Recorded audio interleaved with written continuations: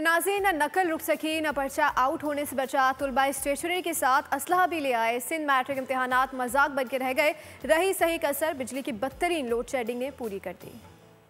Line लगवाई, sir से पैर तक छानबीन की, मोबाइल फोन जब्त किए, तहम अकल वाले नकल की जुगाड़ निकाल गए। हैदराबाद में केमिस्ट्री का पर्चा था, विजिलेंस टीमें दिखाई न दी। इंतजामिया नकल रोकने में नाकाम नजर आई। रही सही कसर बिजली की लोड शेडिंग ने पूरी कर दी।